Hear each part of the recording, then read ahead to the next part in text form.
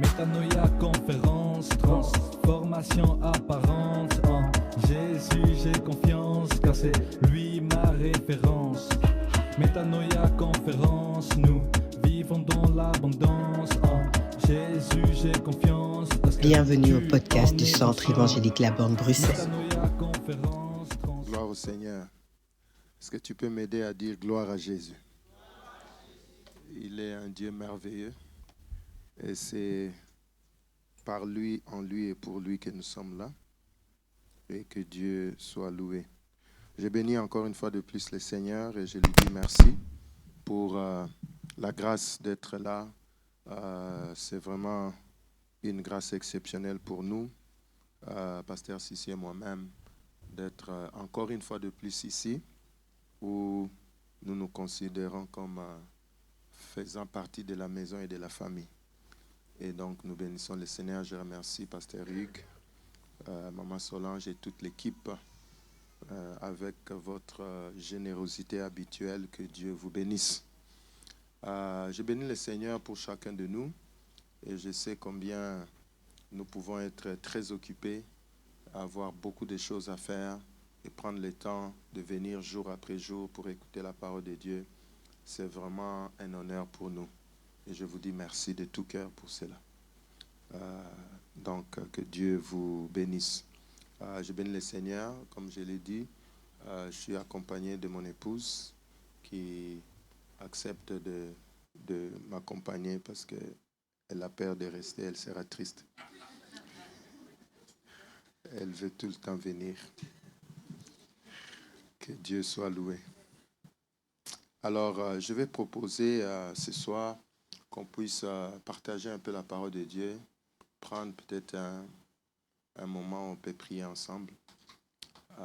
Et puis, ce soir, je veux que tu te prépares vraiment à prier toi-même, parce que nous allons tous essayer de prier un peu par rapport à ce que nous allons partager ce soir. Je vais lire la parole de Dieu dans Actes des Apôtres, chapitre 7, le verset 51 et 52, que tu connais certainement. Et je vais lire aussi Genèse chapitre 4, le verset 1 au verset 6. Et je vais lire Genèse chapitre 4 encore, le verset 23. Donc Actes des Apôtres, chapitre 7, le verset 51 et 52. La Bible dit que homme au cou raide, incirconcis de cœur et d'oreille, vous vous opposez toujours au Saint-Esprit. Ce que vos pères ont été, vous l'êtes aussi. Lesquels des prophètes vos pères n'ont-ils pas persécutés? Ils ont tué ceux qui annonçaient d'avance la venue du juste, que vous avez livré maintenant et dont vous avez été les meurtriers. Genèse chapitre 4, verset 1 au verset 6. Adam connut Ève, sa femme, elle conçut et enfanta Caïn. Et elle dit, j'ai formé un homme avec l'aide de l'Éternel. Elle enfanta encore son frère Abel. Abel fit berger et Caïn fit laboureur. Au bout de quelque temps, Caïn fit à l'Éternel une offrande de fruits de la terre et Abel, de son côté, fit une des premiers-nés de son troupeau et de leur graisse. L'Éternel porta un regard favorable sur Abel et sur son offrande, mais il ne porta pas un regard favorable sur Caïn et sur son offrande. Caïn fut très irrité et son visage fut abattu. Et l'Éternel dit à Caïn, pourquoi es-tu irrité et pourquoi ton visage est-il abattu? Verset 23, toujours dans Genèse chapitre 4, le mec dit à ses femmes, Ada et Tsila, écoutez ma voix, femmes de Lémec, écoutez ma parole, j'ai tué un homme pour ma blessure et un jeune homme pour ma meurtrissure. Seigneur, merci de bénir ta parole. Laisse que tu puisses te glorifier une fois de plus au milieu de nous. Tu as dit, Seigneur, que ta parole qui sort de toi ne retourne pas à toi sans effet, sans avoir accompli ta volonté, exécuté tes desseins. Tu as dit à Jérémie, je suis derrière ma parole pour l'accomplir. Seigneur, nous croyons que tu dis la vérité et que ta parole va bénir ma vie, bénir la vie de mon frère et de ma sœur avant de retourner à toi. Ne permets pas, Seigneur, que la parole retourne sans avoir touché le cœur, sans avoir affermi le cœur, sans avoir libéré l'âme et par ricochet libéré la destinée. Seigneur, nous te disons merci, ô Jésus, toi qui as promis d'être au milieu de nous si 2 ou 3 se réunissent en ton nom. Merci d'être là. Merci pour ton esprit qui vient pour nous enseigner et qui vient pour nous conduire dans la vérité et qui vient pour te glorifier. Cher Saint-Esprit, nous t'aimons. Te disons merci. Conduis-nous dans la vérité. Glorifie le nom de Jésus. Nous prenons autorité en ton nom, Seigneur, parce que tu nous as donné ce pouvoir en disant, je vous donne le pouvoir de marcher sur les serpents, les scorpions et toute la puissance de l'ennemi, et rien ne pourra vous nuire. Nous prenons donc autorité en ton nom. Nous tenons debout sur ta parole. Et par le pouvoir de ton sang, nous prenons autorité contre l'esprit du serpent, l'esprit de mensonge, que nous venons chasser loin de nos cœurs au nom de Jésus. Nous résistons, Seigneur, à tout ce qui est occulte et satanique, que nous venons rejeter au nom de Jésus. Nous déclarons, Seigneur, que toute arme forgée contre nous est nulle et sans effet. Et toute langue qui s'élève pour nous accuser en justice, nous la condamnons de méchanceté. C'est l'héritage que tu nous donnes, le salut qui nous vient de toi parce que nous te servons.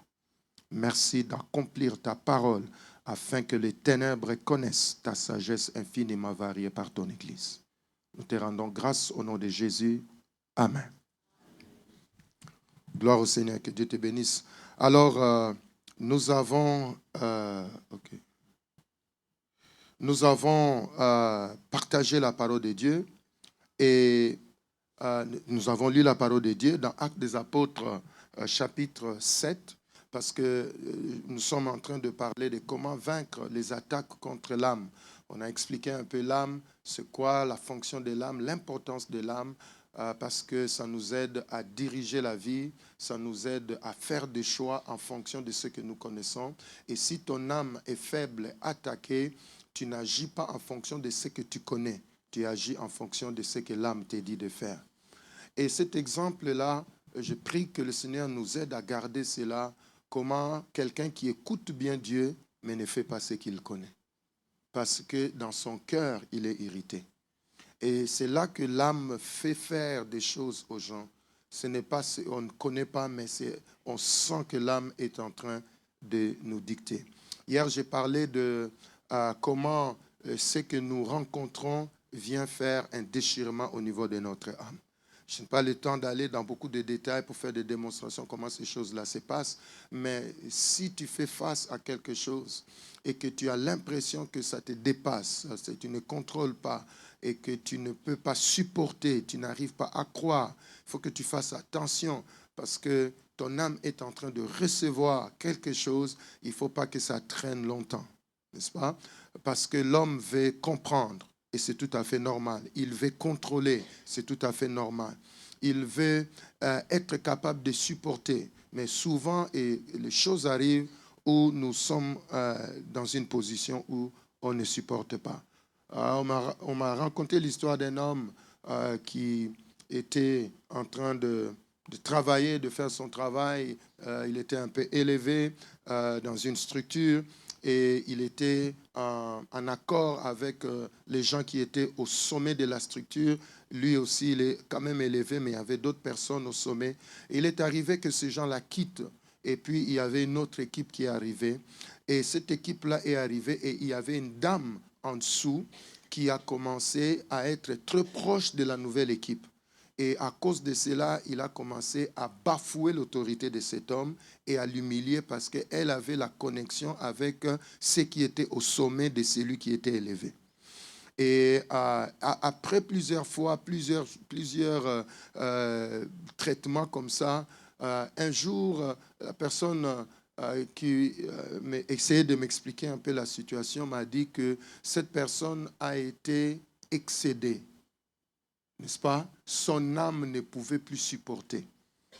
De voir que ça c'est quelqu'un qui est en dessous de moi Et tout ça parce que les nouvelles autorités sont arrivées et qu'elles connectent mieux avec elles.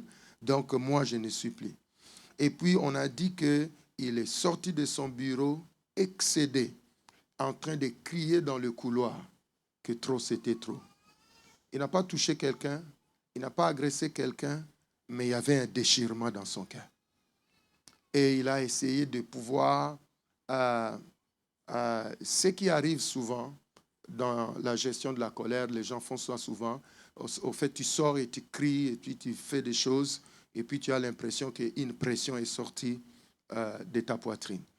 Ça n'a pas beaucoup changé, mais certaines personnes pensent que c'est un soulagement. Alors il a fait ça, il a crié comme un fou et puis il est rentré dans son bureau, il a pris ses affaires, il est rentré chez lui.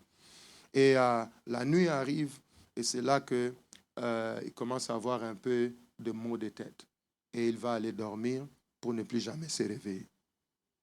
Donc, c'est pour dire que l'homme veut supporter, il veut contrôler. Mais il faut faire attention quand tu as quelque chose où ton âme dit, ça tu ne peux pas supporter. N'est-ce pas? Souvent les gens disent, tout mais sauf ça. Tu vois? Ça dit que lui-même, il est en train de dire que les jours où tu toucheras ça, je serai KO. Donc, il prophétise lui-même sur sa chute au niveau de son âme. N'est-ce pas? Il y a des gens, à cause des relations, à cause de ceci, je ne sais pas si tu as entendu les gens qui vont dire, tu peux insulter tout le monde, mais pas mon mari.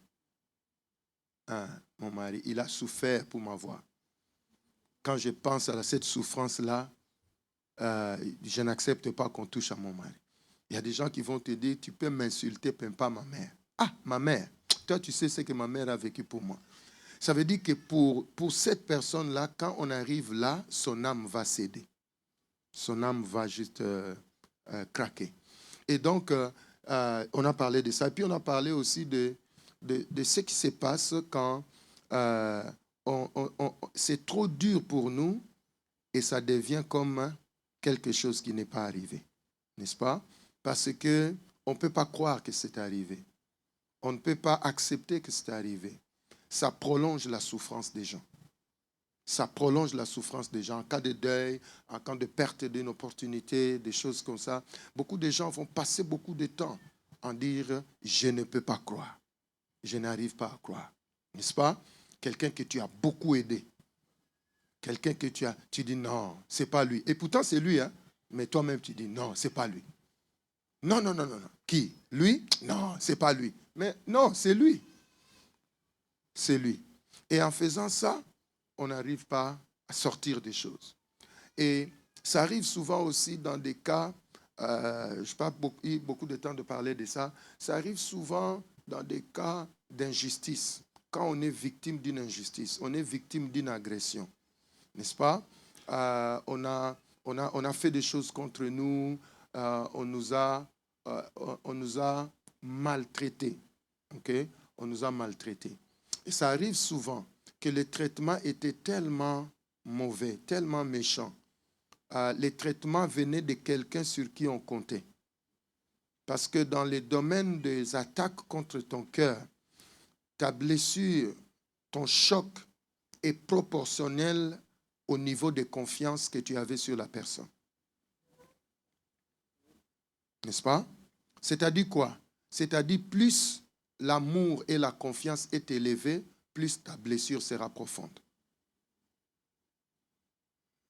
Voilà pourquoi, si je sors ici, et puis un chauffeur de bus qui devait s'arrêter ne s'arrête pas, et il passe, alors que le bus est vide, et la pluie tombe, la neige tombe, je suis quand même choqué, n'est-ce pas?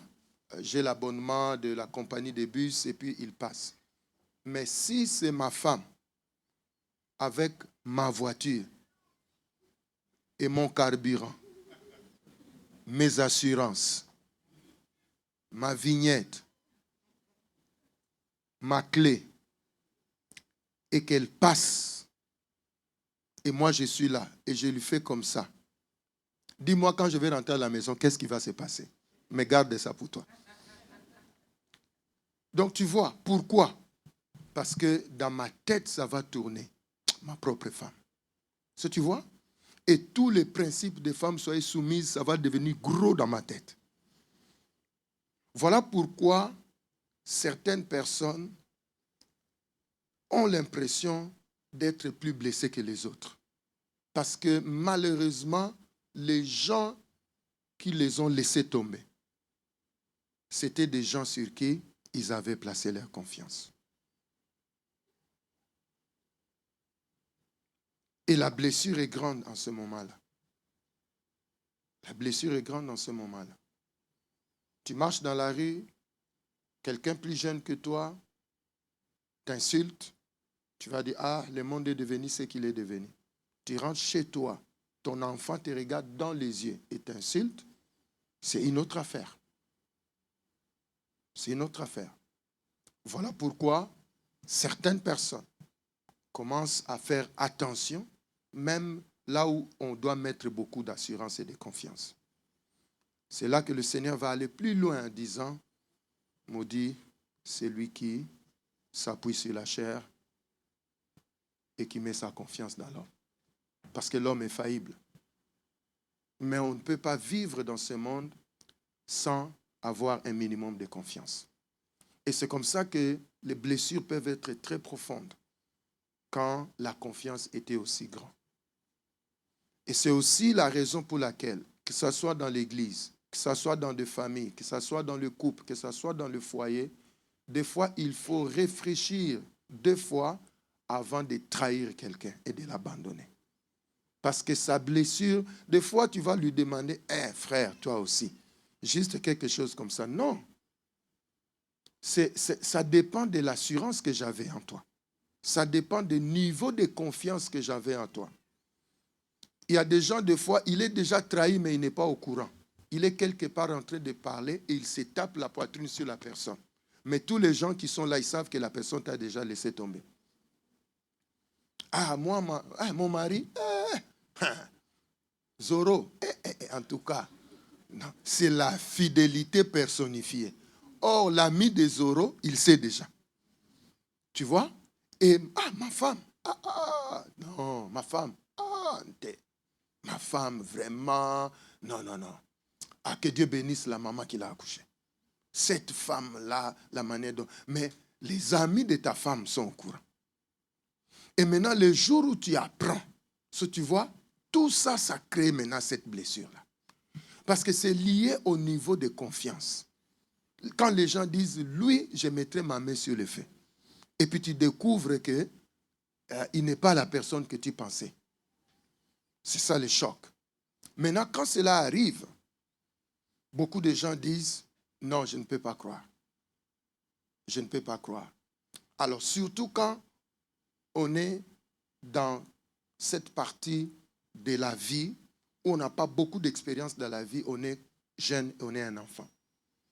La plupart des choses, je n'ai pas eu l'occasion de les dire, qui se passent dans la vie des gens, peut-être demain je vais toucher un peu de ça, se placent dans leur vie généralement avant l'âge de 7 à 12 ans. Et les personnes adultes que nous devenons, souvent les bases et les racines sont placées à ce moment-là. Mais la plupart d'entre nous, nous ne réalisons pas et nous ne comprenons pas. Et maintenant, quand ce genre de choses arrivent, les gens vont prétendre que la chose n'est pas arrivée. Et dans les cas des agressions maintenant, il y a un phénomène qui devient un piège pour la personne qui avait déjà subi une injustice. Ça devient un piège.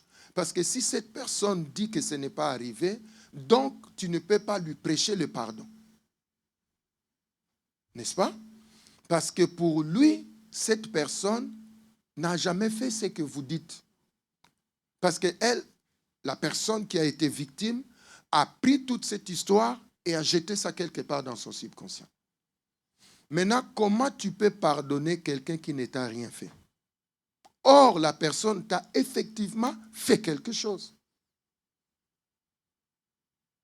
Et donc, si tu n'acceptes pas que la chose est arrivée, tu n'as pas de raison de pouvoir aller demander à Dieu la grâce de pardonner. Or, là où tu n'as pas pardonné, ça devient un piège pour toi, que le diable utilise pour bloquer ta délivrance. Est-ce que tu comprends ça? Donc, ce n'est pas seulement le souci de ramener quelque chose de difficile dans ta vie, mais c'est le fait d'accepter que ce qui était arrivé est arrivé, comme Joseph, et de voir tes frères, et de reconnaître tes frères, et de dire qu'il y avait des peines dans la maison de mon père, mais Dieu m'en a délivré. Ça veut dire que Joseph a reconnu leur comportement. Il a reconnu leur méchanceté. Il les a pardonnés volontairement et consciemment. Et il leur a donné des choses. Ça, c'est un homme qui est devenu libre. Mais si toi, tu dis que celui qui t'a violé ne t'a pas violé parce que vous étiez trop proches, tu ne peux pas pardonner. Et si tu ne pardonnes pas, cette chose-là, l'ennemi va utiliser ça.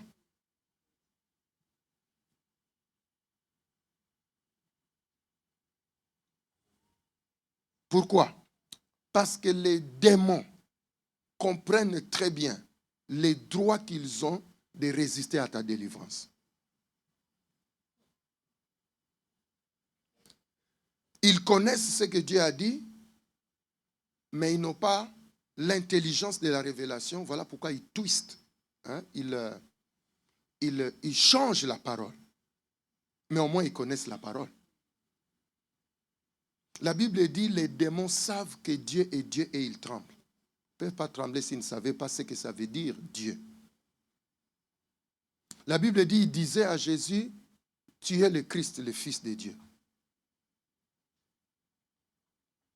Maintenant, il y a ceci dans la parole de Dieu. On pourrait peut-être en parler une autre fois si on fait vraiment un enseignement sur les démons. La Bible dit ceci, qu'un homme devait de l'argent à un autre homme. Et cet homme l'a appelé et lui a dit, ok, donne-moi mon argent. Et cet homme a dit, je n'ai pas de quoi te payer. Il a supplié, je n'ai pas moyen et tout ça, là, aie pitié de moi, ma femme et mes enfants et tout ça. Il a pleuré. Et cet homme-là a eu compassion de lui et lui a dit, ok, pars. Et quand il a quitté, il est sorti, lui aussi a trouvé quelqu'un d'autre qui lui devait à lui. Pas beaucoup, un peu, mais quand même. Et puis il est arrivé. Et l'autre là lui a répété le même genre de paroles. Oh, moi aussi, en tout cas, aie pitié de moi. Il a dit qui? Moi, aie pitié de toi. Tu vas payer. Jusqu'à ce que tu vas payer. Et la Bible dit, il a fait arrêter la personne. Maintenant, les gens sont allés dire à la première personne, ah, tu sais que la personne que toi, tu as pardonnée, elle est allée et puis a demandé à l'autre là de payer. L'autre a dit la même chose que lui a dit pour toi et il a fait arrêter. Il a dit, bon, ramenez-la. Il a dit, moi, j'ai libéré par le pardon et toi, tu n'as pas libéré. Il a dit, prenez-le et allez le jeter en prison. C'est une parabole, il faut que tu comprennes très bien. Là où il sera tourmenté par les bourreaux. Qu'est-ce que cela veut dire? Cela veut dire que là où le pardon n'a pas été accordé, les bourreaux ont le droit de tourmenter la vie de quelqu'un. Et les bourreaux là-bas, c'est l'image des démons. Qui savent que tu as échoué le pardon, donc voilà pourquoi ta vie nous a été donnée. Il y a à peu près 4 ou 5 caractéristiques majeures de cette personne qu'on appelle un démon. Le démon est une personne sans corps. Il a quelques caractéristiques majeures. Et l'une des caractéristiques d'un démon, c'est la capacité de tourmenter. Est-ce que tu comprends ça? La capacité de tourmenter. Tu peux avoir mal à la tête. Mais si le mal de tête commence à te tourmenter, un événement peut te faire mal. Mais si un événement commence à te tourmenter, tu peux commencer à soupçonner derrière l'événement une activité démoniaque. Et donc, quand on dit les bourreaux vont les tourmenter, c'est comme ça que tu ne peux pas jouer avec l'opportunité de pardonner. Et donc, si tu dis aux gens que ce qui est arrivé n'est pas arrivé, parce que tu penses que si tu dis que c'est arrivé, tu es trop humilié, tu es trop rabaissé, ou bien tu ne supporteras pas la peine, ça devient un piège pour dans la délivrance. Et c'est comme ça que nous ferons des séances, mais nous n'aurons pas la percée, parce qu'il y a quelque chose qui cale.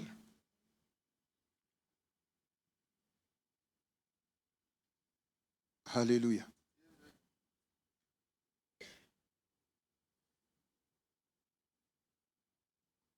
J'ai vu des gens pleurer de colère parce qu'il fallait qu'ils pardonnent.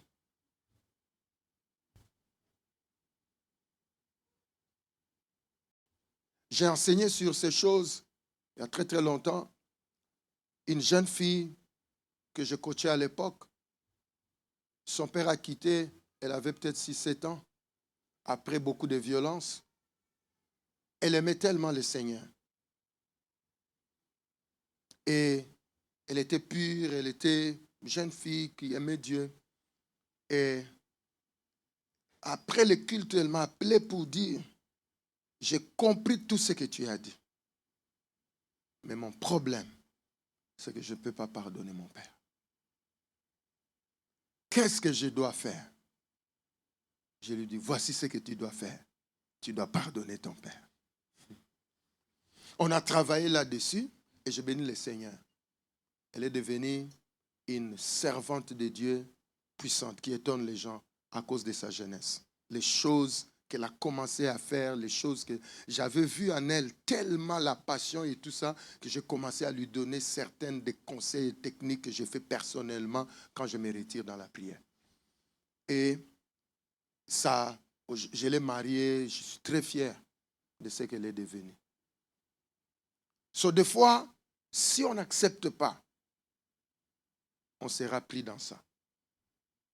Hier, j'ai parlé de Tamar, j'ai parlé de Jonas. Quelle est la différence? Tamar, son frère, lui a dit, tais-toi. C'est-à-dire, enferme-toi et rentre dans le mutisme. Alors que Jonas était dans le ventre du poisson, lui l'a dit, dans ma détresse, j'écris, je parle, je m'ouvre. Tamar, qui était dans le monde physique, qui aurait pu mieux crier que Jonas, qui était dans l'intestin de l'estomac du poisson. Jonas avait toutes les raisons de dire que je n'ai pas crié parce que l'environnement ne me permettait pas. Donc, si tu as été blessé, choqué, humilié, mort d'une personne, séparation de parents, agitation et des choses comme ça, ne reste pas dans le silence que l'âme est en train de te dire. Parce que l'âme te parle parfois plus que les hommes.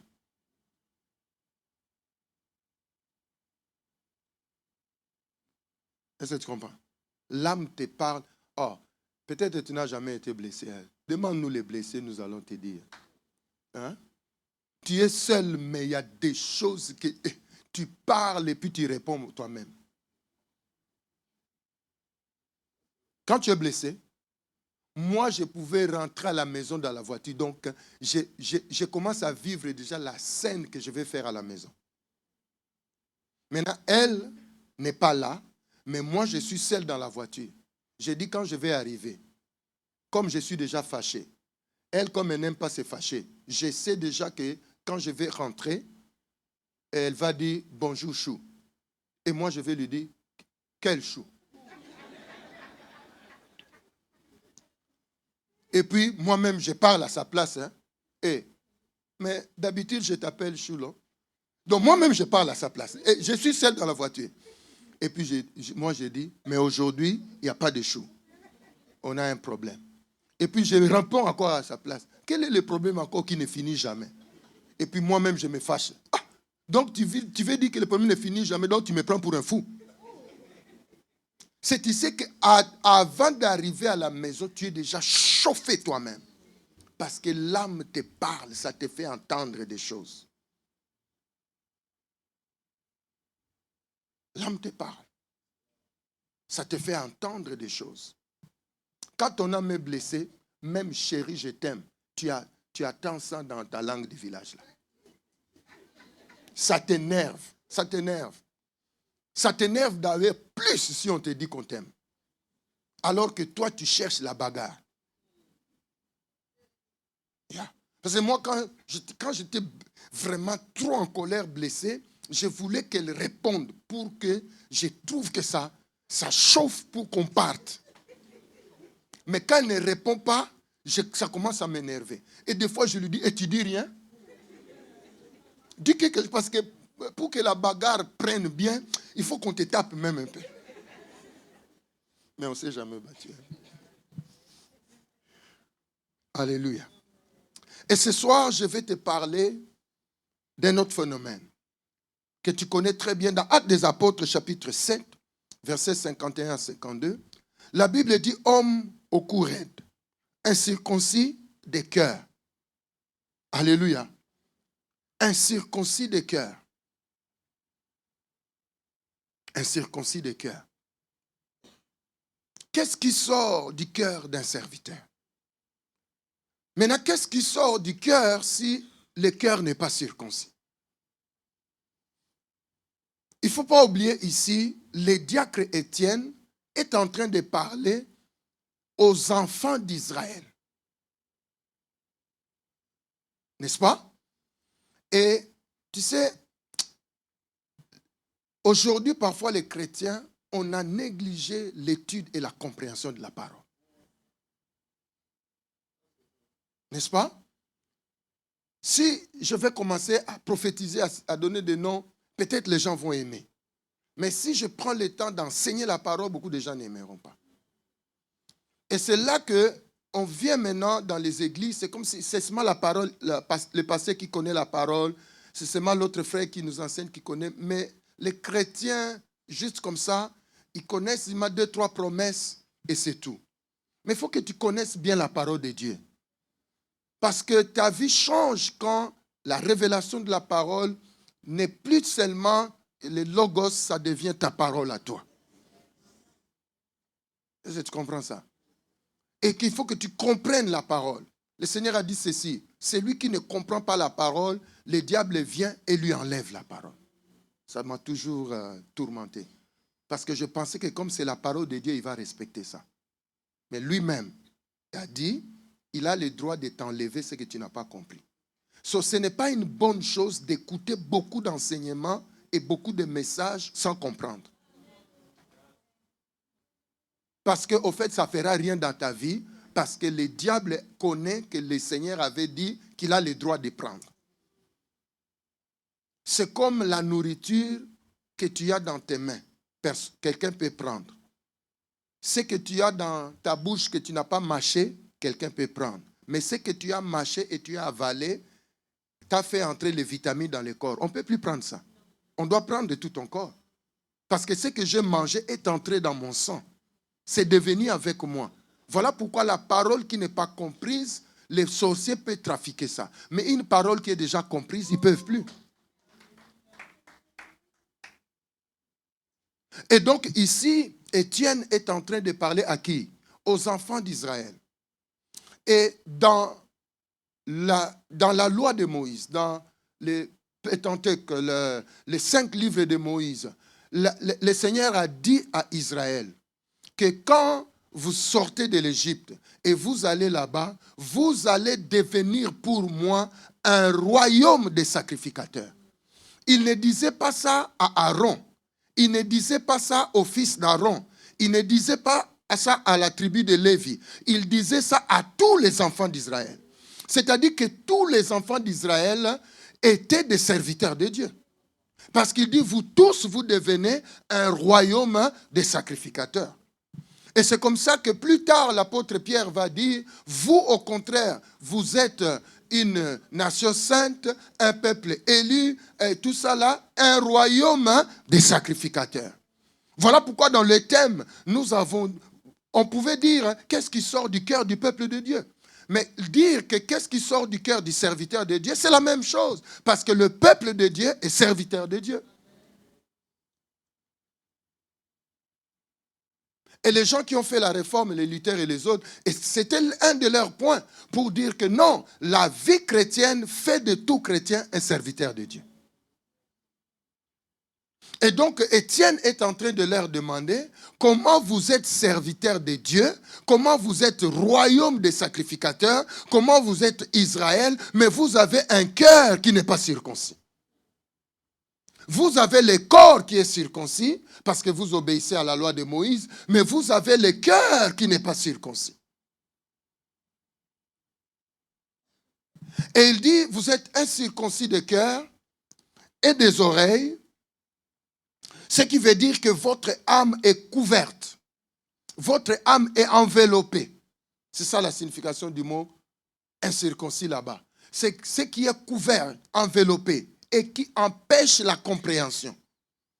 Et quand tu étudies ça, ça veut dire que, c'est-à-dire que vous êtes, l'âme t'a fait entrer dans une position où les langages et les avertissements de Dieu rebondissent et sortent. Parce que ça trouve une couverture. Est-ce que tu comprends ça? Plus tard, l'apôtre Paul va dire, quand ils lisent Moïse, il y a un voile sur leur cœur. Et il dit, ce que vos pères ont été, comment? Vous l'êtes aussi. Waouh! Mais qui sont leurs pères? Parce que souvent, les gens sont influencés par leur environnement. Ça, c'est quelque chose de vrai, de réel. Ton âme est influencée par ton environnement. Tu comprends? C'est-à-dire que dans la vie, que tu le veuilles ou pas, tu es un modèle.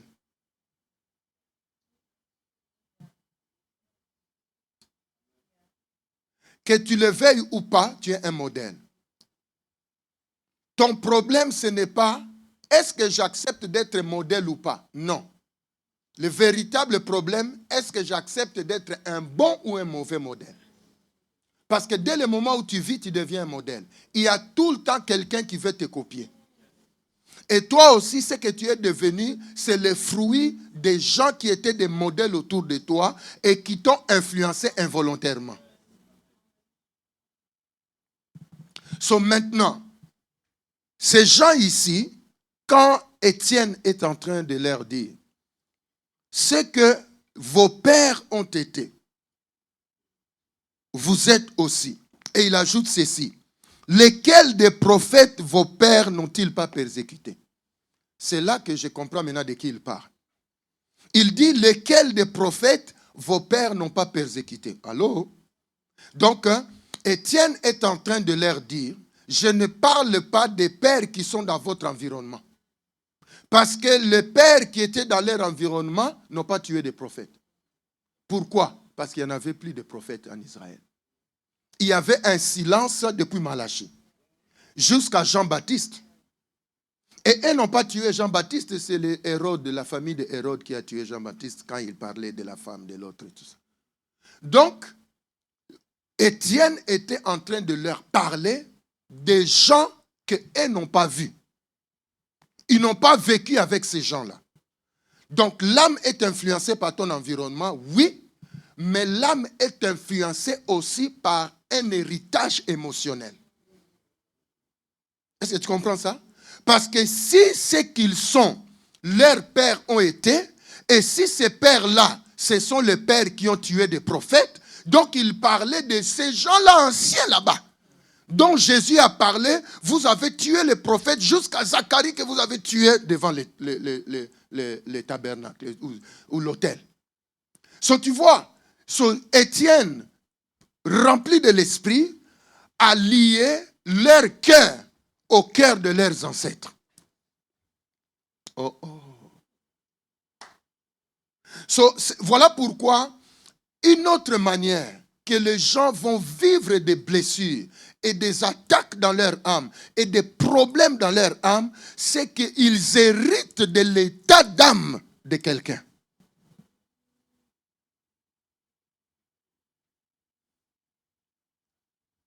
Alléluia. Ici, oublie un peu les peines d'amour. Hein?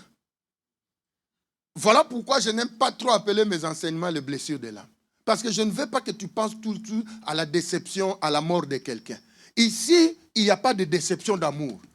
Il n'y a pas de mort des parents. Il n'y a pas de divorce des parents. Mais Étienne est en train de regarder ces gens-là et il leur dit, vous ressemblez dans votre comportement, dans votre attitude. Bien que vous êtes Israël, le sacerdoce royal dont Dieu a parlé, mais au niveau du cœur, vous ressemblez à des gens qui vous ont précédés. Même si vous ne les avez pas vus et vous ne les avez pas connus. Parce que si vous les avez vus, vous avez connu, on allait dire, l'influence de l'environnement. C'est à cause de les voir comme des modèles, vous avez commencé à répéter. Mais il les lie aux gens qui ont tué des prophètes. C'est là que si tu comprends la parole de Dieu, tu commences à mettre les choses ensemble et tu reçois très bien le message de la parole. Parce que quand on dit que ces pères-là ont tué des prophètes, toi tu connais maintenant la Bible.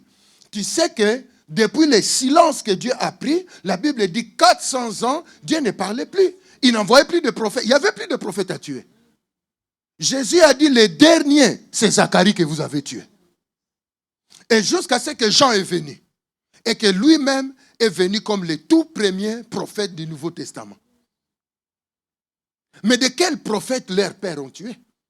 Et s'il y avait 400 ans entre les derniers prophètes qu'ils ont tués et là où Étienne parlait, c'est-à-dire qu'Étienne connectait ces gens-là à des gens qui ont vécu 400 ans avant.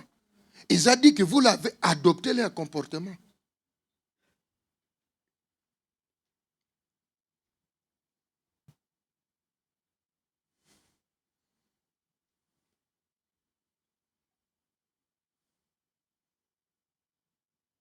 Et c'est comme ça que les gens, des fois, ont des problèmes de cœur, ont des problèmes au niveau de l'âme.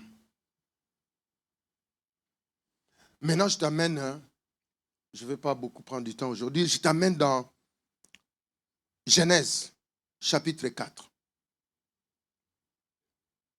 La Bible dit, Adam connut Ève, sa femme, elle a conçu, elle a donné naissance à qui? À Caïn. Ok? C'est bon. Et la Bible dit, et là il y a encore Abel. Et puis, ils ont fait les offrandes. Vous connaissez ça.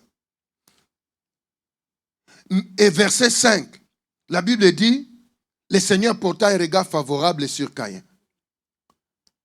Ne porta pas un regard favorable sur Caïn et sur son offrande.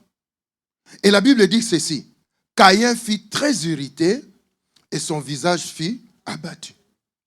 Et l'Éternel dit à Caïn, pourquoi es-tu irrité et pourquoi ton visage est-il abattu? Arrêtons-nous là. Moi, je ne comprends pas cette question. Alléluia. Parce que la Bible, tu n'avances pas si tu ne te poses pas de questions. Au fait, tu as l'impression que tu te poses des questions à toi, mais tu poses à l'esprit. Maintenant, Dieu étant Dieu, n'est-ce pas? Connaissant toutes choses. Mais comment fait-il qu'il vient trouver deux frères, il prend l'offrande de celui avec un bon regard, il prend l'offrande de l'autre sans un regard favorable, et puis l'autre se fâche, mais Dieu lui pose la question, pourquoi tu es fâché? Oh, donc tu ne sais pas, ce n'est pas toi qui as refusé mon offrande? Est-ce que c'est, dans la vie de tous les jours, est-ce que c'est une question que tu peux poser? Hein? Est-ce que c'est une question que tu peux poser? Tu as fait l'été, le déjeuner. Comme ce matin, le pasteur, que Dieu lui pardonne, avec sa femme. Ce qu'ils nous ont fait pour le déjeuner aujourd'hui. Je suis rentré à l'hôtel là-bas. Sissi est sorti, je suis resté seul. J'ai mâché moi-même la bouche vide. Tellement c'était bon. Maintenant, si tu fais un déjeuner bon comme ça, quelqu'un vient, il mange. Tu te fâches. Est-ce qu'il peut vraiment te demander pourquoi tu t'es fâché? Mais pourquoi Dieu pose la question à Caïn? Si Dieu sait qu'il n'a pas donné un regard favorable à Caïn, il connaît son problème. Il connaît l'origine de sa réaction. Mais ce qui est écrit n'est pas écrit pour rien. C'est-à-dire que pour Dieu, Caïn a un autre problème. Parce que si son problème, c'était l'offrande, Dieu connaissait la raison. C'est lui la raison. C'est lui la raison. Le jeune homme était venu avec ces choses de champ et il t'a donné et tu l'as rejeté. Mais c'est comme ça, il est jeune, il n'a pas beaucoup de maturité. C'est comme ça qu'il est découragé. Nous-mêmes, quand nous décourageons les gens, nous savons. Ah, maman, juste à cause de ça, tu es abattu comme ça. Donc, toi-même, tu sais. Hein? Quand maman revient, il trouve l'enfant au coin en train de pleurer. Papa, qu'est-ce que tu as fait à mon enfant? Tu dis non, je lui ai demandé d'arranger la chambre, il n'a pas arrangé la chambre. Alors je l'ai grondé, c'est un enfant, il n'a qu'à supporter. Donc moi-même, je sais que je suis la cause de son état.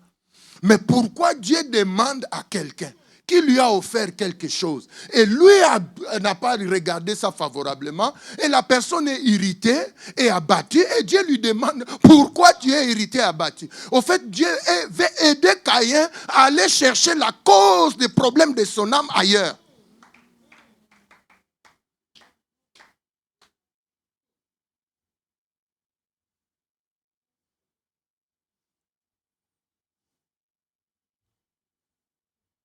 La Bible dit, il était irrité. Le mot là-bas, ça dit brûler comme le feu. Ça, c'est la colère qui a dépassé le contrôle. Et puis, abattu, c'est faire la dépression. Le mot là-bas, c'est tomber par terre. Il y a une façon de dire que tu es debout physiquement, mais dans le cœur, dans l'âme, tu es par terre. Tu es par terre. S'il se faisait diagnostiquer aujourd'hui, on allait parler de maniaco-dépression. Tu vois les termes compliqués que ces gens-là utilisent. On allait lui dire ça. On allait lui prescrire les antidépresseurs pour relever un peu son niveau. Mais la question reste posée. Pourquoi ce jeune homme est fâché? Et c'est lui que nous pensons qu'il a énervé, lui a posé la question. C'est que ce n'est pas Dieu. Si c'est Dieu qui a causé ça, Dieu ne poserait pas cette question. Quand même entre nous. Dieu ne viendrait pas jouer l'hypocrite. Et tu as irrité quelqu'un et tu l'as fait abattre dans l'âme et tu viens lui poser la question encore pourquoi.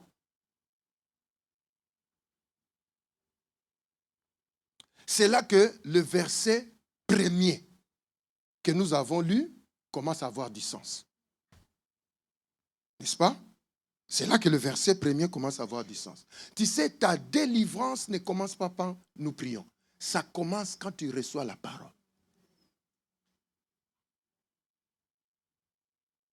C'est comme ça que la Bible peut dire, il envoya la parole et la parole. La parole, pas le prédicateur de la parole. La parole les guérit. C'est là que le verset premier commence. La Bible dit, Adam connut qui? C'est très, très, très profond. C'est-à-dire que Ève, ça c'est le verset premier du chapitre 4. Si tu fais un pas en arrière, tu vas voir que Ève, c'était une femme blessée. C'est-à-dire que Ève, quand elle a mangé le fruit, elle a été blessée par le mensonge. Tu sais, la déception, c'est un danger dans la vie. Est-ce que tu comprends ça? Ne joue même pas avec ça toi-même. Ah, tu m'as trop déçu. Non, on ne t'a pas trop déçu. Il s'est mal comporté. Est-ce que tu comprends ça? Vous prenez beaucoup de hontes qui ne vous appartiennent pas. Oh, en tout cas, pasteur, vous ne m'avez pas vu dans l'église 2 semaines. Mon fils m'a beaucoup déçu. Le fils a quel âge? Oh, il a 28 ans. Ah!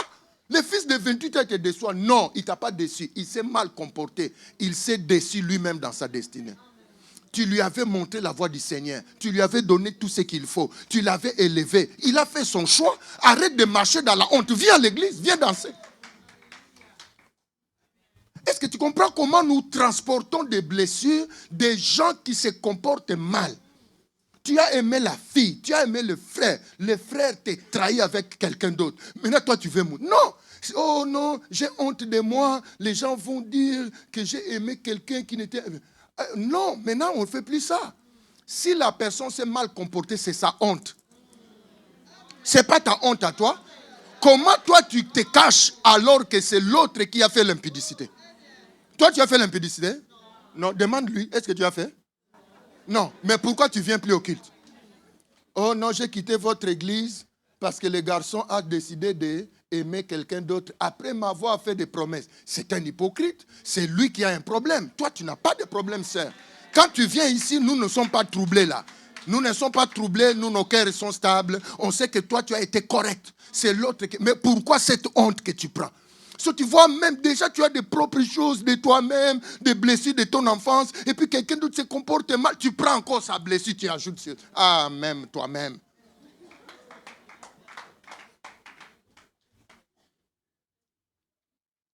So, la déception, regarde mon voisin, s'il te plaît, dis-lui, la déception est un danger.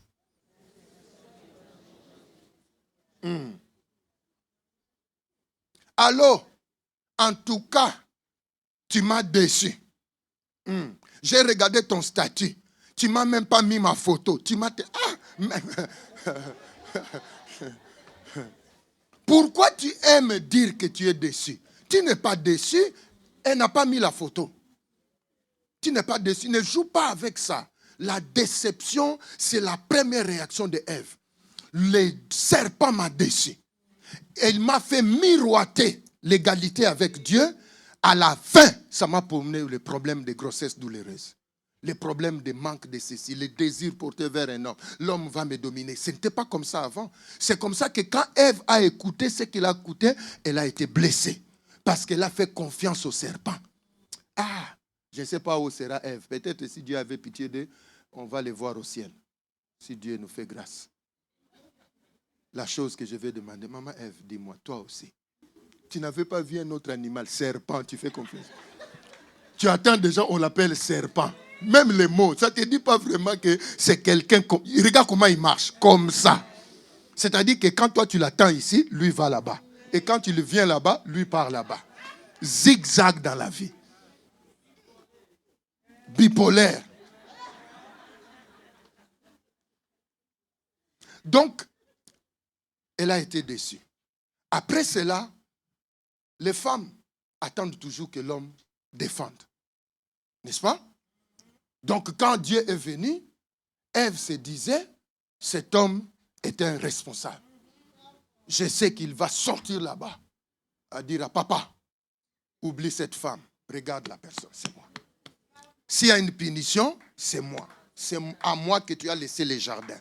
C'est à moi que tu as dit, l'arbre de fruits ne mangera pas. Moi, je l'ai expliqué. Mais quand je l'expliquais, elle était en amour. Ça ne m'écoutait pas. Sa tête était sur ma poitrine. Je lui disais, Ève, ma chérie, on a dit qu'on ne mange pas l'arbre. Mais elle n'a pas bien écouté, papa. C'est ma faute. Il fallait que je lui dise ça après les moments de prière. Moi, je lui ai dit dans les moments de dessert. Quand on mangeait les desserts, on a mangé les autres fruits. J'ai dit, tu vois ce fruit-là? Oui, cet homme-là a dit qu'on ne mange pas. Et puis Ève m'a dit, hé, Adam, vraiment. Et puis il a dit, Ève, ne touche pas. Je t'ai dit, ne touche pas. So Adam devait prendre la responsabilité. Et Ève est là. Il dit, le Seigneur est là. Aujourd'hui, je vais voir comment mon mari va me défendre. Adam est comme ça. Où es-tu? Je suis allé me cacher dans les... Ça commence déjà mal. Je suis allé me cacher dans les feuilles. Et puis il dit, la femme que toi... Il dit, j'étais seul ici entouré d'animaux. Toi-même avec tes idées, tu es allé prendre cette femme. Tu l'as mise à mes côtés. C'est elle qui est à la base. Il n'a même pas chargé les serpents. Au lieu même d'accuser les serpents, il a dit c'est la femme. Donc Ève a été abandonnée. Elle a été choquée, blessée dans son âme. Blessée dans son âme. Il n'y a rien de tel d'être avec une femme et être un homme et lui donner l'impression que tu ne la défends pas. Ça nous arrive d'être fâchés et tout ça, mais ça dérange beaucoup la femme. Depuis le jardin. depuis les jardins, toutes les femmes cherchent quelqu'un qui puisse racheter leur maman Ève. Au moins quelqu'un qui va sortir pour défendre. Toutes les femmes. Il faut défendre. Ils aiment défendre. Ils aiment défendre. J'ai rencontré cette histoire-là comment on était en Afrique, les balles tirées partout. J'avais 22 ou 23 ans. Et puis, elle était dans notre quartier. J'ai quitté leur quartier. Elle est venue dans leur business qui était dans notre quartier. Et puis, le chauffeur l'a déposé, il est parti. Et puis, les balles ont commencé à tirer. Et puis, il y a des gens qui lui disaient, entre à l'intérieur de votre grand magasin, ferme la porte. Puis moi, je suis, même si tu es jeune, parfois tu n'es pas fou, hein, mais là, il n'y a qu'une seule porte vers la rue. Maintenant, si elle rentre dedans, et si on tire pendant 3 jours, j'ai juste raisonné comme un jeune, et puis j'ai dit non, n'écoute pas ces gens-là. On sort. Maintenant, on rentre. Et on arrive devant chez nous. Et puis, les balles tirent. Ta, ta, ta, ta. J'ai dit, mais je ne sais pas. Je peux la faire rentrer chez nous. Mais si on tire pendant 3 jours, l'enfant d'autrui, à l'époque, il n'y a pas de téléphone, il n'y a rien. Elle m'a dit, oh non, on a une autre maison ici dans le quartier à côté. Ma tante est là. Je lui ai dit, ok, on part. En ce moment-là, j'ai fait l'homme. Même si j'étais jeune. On ne court même pas. On continue et je lui raconte des histoires. Mais dans le cœur. Et les femmes aiment ça. On arrive devant la porte de leur tante. Papa, papa, papa, papa. Puis je suis comme ça. J'ai dit, bon, je te laisse ici. Cours, va vite. Oh non, c'est rien. Je lui dis, écoute, je viendrai demain voir. Peut-être le chauffeur viendra te chercher. Oh, ça doit être de petites choses. Toutes les rues sont vides. Les magasins ont fermé en une fraction de seconde. Tout le monde a disparu. Je dois être le seul qui était encore en train de tourner. Et directement, elle est entrée, elle a fermé la grille. J'ai fait comme ça. Parce qu'il fallait que je chauffe mes pieds. Et quand j'ai descendu comme ça, poum!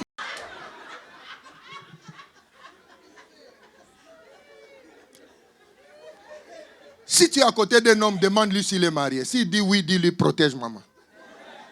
Défends maman, défends maman.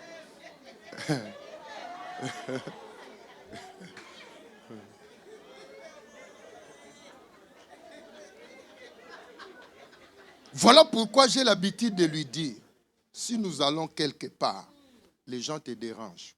Moi, je ne suis pas fort physiquement. Yeah. Nous, c'est la prière, la tête. Mais devant les gens, je ne peux pas accepter. Je vais me fâcher.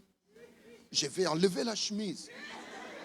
Mais ta responsabilité, c'est de me demander pardon. Dis, papa, laisse, tu vas les tuer. Et moi, je vais te dire, moi, je vais commencer à dire, laisse maman.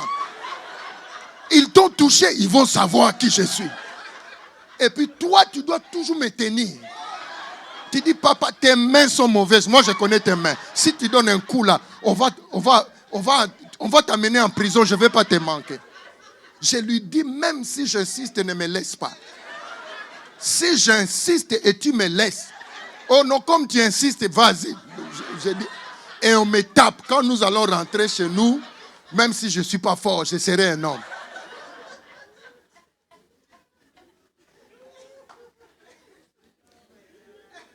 Et c'est comme ça qu'Ève a été blessée. Tu sais, on avait beaucoup de problèmes chez nous avec elle. Et il y a une de mes grandes sœurs que j'aime beaucoup, pas celle qui était ici, l'autre. Femme d'affaires. Femme d'affaires, c'est vraiment ma grande sœur comme une amie. On a 10 ans de différence, mais on parle bien.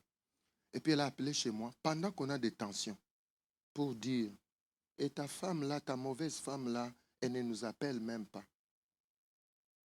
On a des problèmes.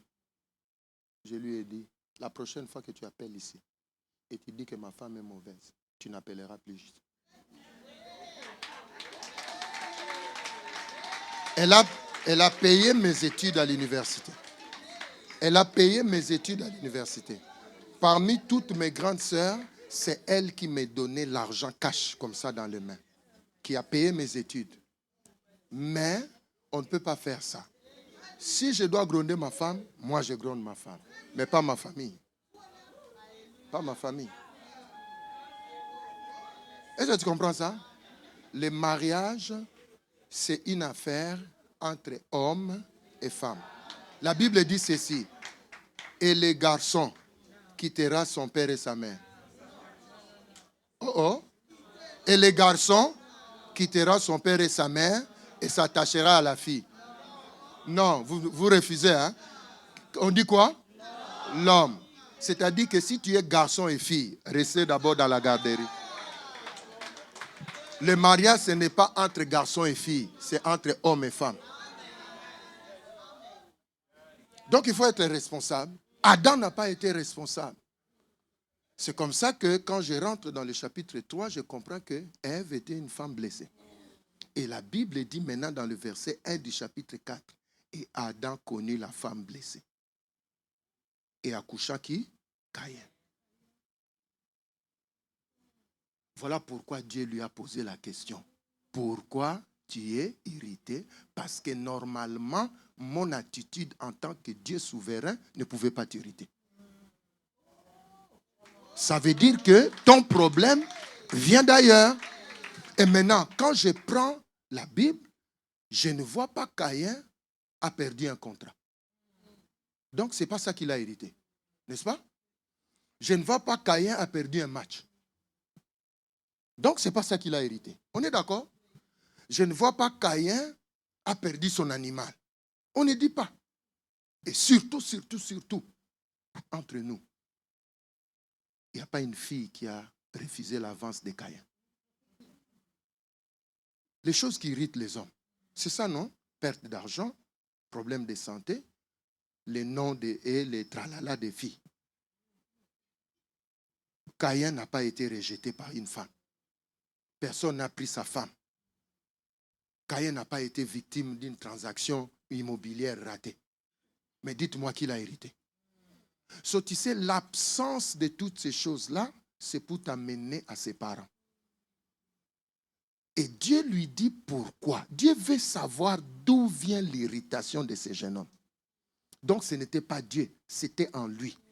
Et comme on ne nous montre pas qu'Abel l'a énervé, son père l'a insulté, sa maman l'a énervé, comme on ne nous montre rien, ça veut dire que quelque chose lui a été transmis à la naissance. Caïn est né avec une âme, un cœur déjà agité. Quand ton âme est blessée, même si on ne te provoque pas, tu te provoqueras toi-même. Et c'est ça le problème de Caïn. L'héritage émotionnel, c'est la cause de beaucoup de problèmes. Et plus tard, quand tu lis la parole de Dieu, un des petits-enfants, j'ai lu seulement un verset, de Caïn, a commencé à dire, si on me blesse, je tue. Je vais blesser pour ma blessure. Il pose les problèmes qui tourmentent beaucoup de gens blessés. Ils sont blessés, ils se plaignent de la blessure, mais ils t'infligent la même blessure. Est-ce que vous avez reçu ça?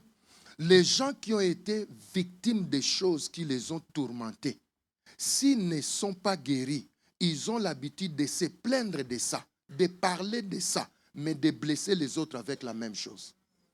Parce que l'âme te rend confus. L'âme te rend confus. Et à cause de ça, il y a l'instabilité, les troubles de comportement et la destruction de soi et des autres. Voilà pourquoi il a détruit Abel, il a détruit sa vie. Parce qu'après, Dieu lui a dit, voici ce qui va se passer avec toi.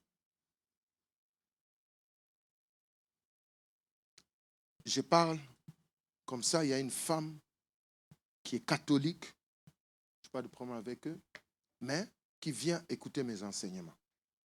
Et puis, elle vient me voir, elle est de l'Afrique de l'Ouest. Et puis, elle dit, je suis en train de convaincre mon mari pour qu'il vienne écouter, mais il ne vient toujours pas. Moi, je dis, il est sauvé? Non. Il vient dans cette église? Non. Mais pourquoi tu insistes pour qu'il vienne? Il n'est pas membre. Pourquoi tu veux qu'il vienne? Il dit, pasteur, tu ne comprends pas. Parce que moi, quand j'écoute ça, je vois que mon mari doit écouter. J'ai dit, maman, raconte-moi un peu l'histoire. Il a dit, mon mari a dit, nous sommes à Ottawa, son père est à Toronto, il ne verra jamais la face de son père. Je dis, wow, pourquoi? Il a dit, il est tellement fâché et blessé par son père qu'il a dit qu'il ne verra jamais la face de son père, sauf quand son père sera couché dans un cercueil. C'est là qu'il se déplacera 4 heures de route pour aller là-bas. Moi, j'ai dit, il va seulement faire le deuil quand papa... Il a dit, non, pas pour faire le deuil. Pour aller cracher sur les cadavres et prendre la voiture retourner. Il n'assistera à rien. Il ira seulement pour cracher. J'ai dit, waouh, mais ça c'est trop fort. Mais qu'est-ce que papa lui a fait? Il a dit, quand ils étaient jeunes, leur papa avait des moyens. Maintenant, au lieu de leur payer les études et de les élever, il prenait cet argent, il donnait à ses neveux.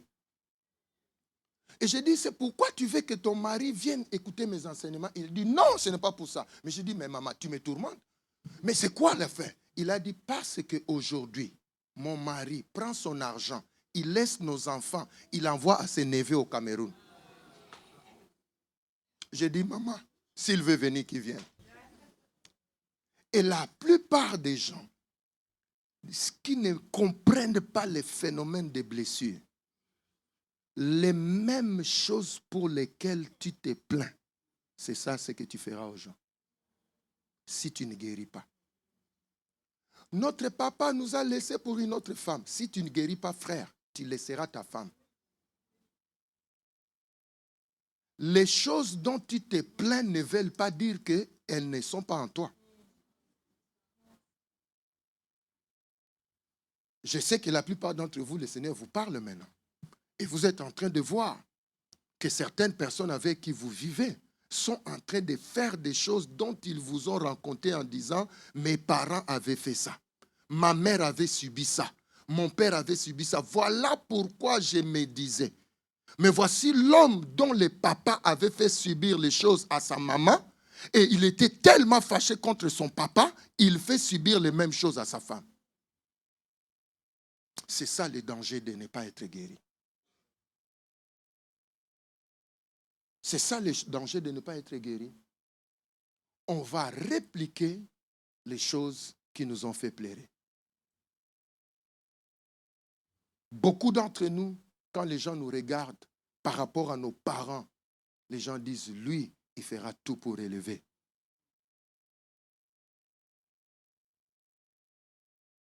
Beaucoup de femmes qui disaient, ah maman, toi aussi. Même devant les gens, tu tiens papa vraiment au pantalon. Mais tu fais la même chose aujourd'hui.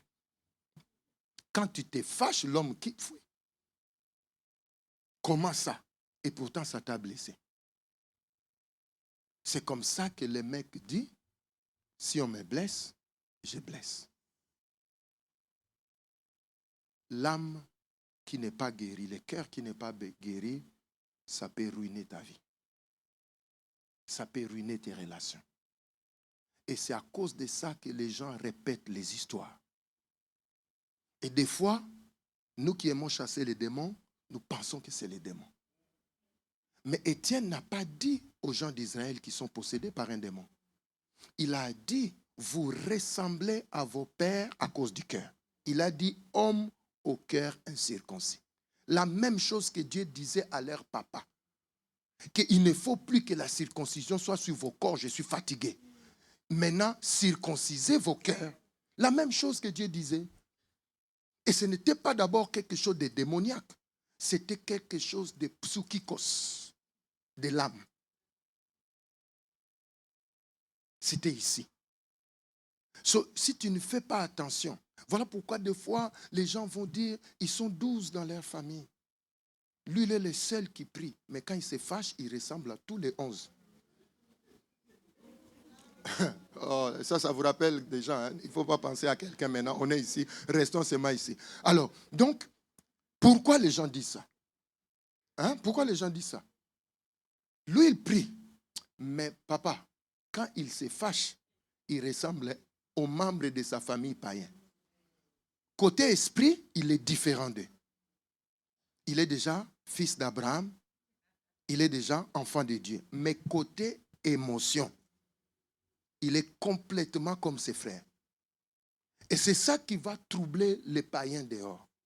Parce qu'ils ont l'impression que côté spirituel, nous sommes devenus différents d'eux, mais côté nos crises de colère, nos crises d'anxiété, nos peurs, nos insultes dans le couple, nous les ressemblons. Parce que nous n'avons pas traité l'héritage émotionnel. Nous avons traité les liens de famille et les héritages spirituels, les autels et tout ça là. Mais après avoir détruit ces autels-là, quand tu parles dans une situation de tension à la maison, tu parles très mal. Parce que c'est l'émotion. N'est-ce pas? C'est l'émotion. Tu serais surpris de voir comment les couples chrétiens s'insultent.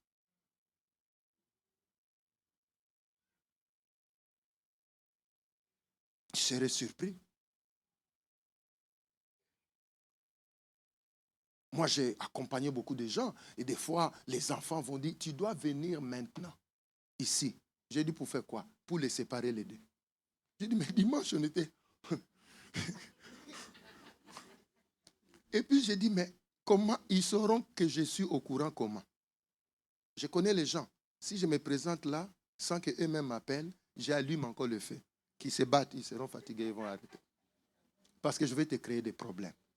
Et donc, des fois, les chrétiens n'ont pas compris le piège de l'âme. Comment l'âme vient piéger les gens. Comment l'âme vient mettre l'instabilité des gens. L'âme vient mettre les gens mal à l'aise et leur comportement change. Tu sais, même quelqu'un comme Pierre, des fois, il devait lutter avec son âme.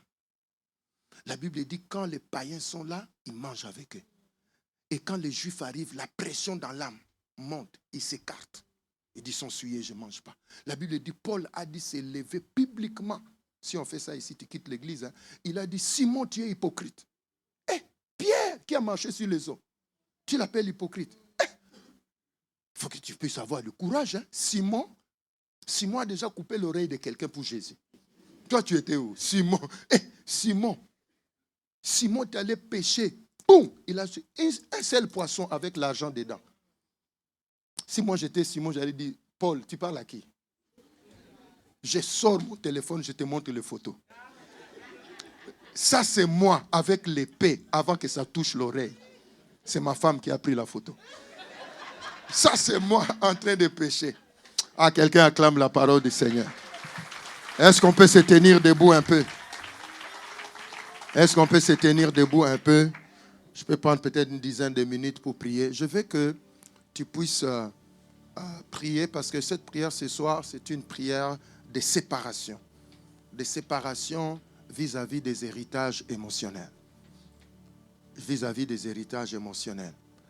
Surtout toi qui es jeune, il ne faut pas minimiser ces choses. Nous sommes comme des pilotes qui apprennent à piloter, l'avion est déjà dans les airs. Mais toi, tu peux apprendre à piloter quand l'avion est encore sur les tarmacs. Souvent, quand nous prions avec les jeunes gens, je leur ai dit, quand nous sommes en train de prier, nous disons mes enfants, et puis toi, tu dis rien. Mais est-ce que tu n'en auras pas? Est-ce que tu attends qu'ils naissent pour que tu pries pour eux? Chez Dieu, tes enfants existent déjà. Demande à Zacharie, il va te dire, avant même que ma femme soit enceinte, on avait déjà le nom de l'enfant qui s'appellerait Jean. Chez Dieu, l'enfant existe déjà. Il a dit, tu auras un fils, il s'appellera Jean, il aura l'onction d'Élie, il fera ceci, cela. Chez Dieu, ton enfant existe déjà avec tout un programme de sa vie. Voilà pourquoi tu peux décider d'attendre que l'enfant naisse pour que tu pries, ou bien tu peux anticiper parce que tu as la foi que tu auras un enfant et tu pries déjà pour cet enfant parce que chez Dieu, il existe déjà. Dieu a dit à Jérémie, avant que tu sois une masse informe, je t'avais connu et j'avais fait des choses avec toi. Chez Dieu, les choses n'ont pas besoin d'être physiques pour exister. Donc, la prière peut te concerner, surtout toi, en disant, Seigneur, j'ai prié pour que tu guérisses mon âme et que quand j'aurai mes enfants, que je ne leur transmette pas des choses qui ressemblent aux gens que je n'ai même pas connus. Je ne veux pas qu'un jour qu'on dise à mon enfant, ce que tu es, il y a quelqu'un dans la lignée de ton père qui a été comme ça, alors que lui, il est chrétien. Alléluia. Est-ce que tu peux lever ta voix, bénir le Seigneur d'abord? Sois toujours reconnaissant à Dieu. Merci d'avoir pris ce temps. Si ce podcast t'a encouragé, n'hésite pas à le partager et t'abonner pour ne manquer aucun prochain épisode. Formation apparente en Jésus, j'ai confiance, car c'est lui ma référence. Métanoïa conférence, nous vivons dans l'abondance.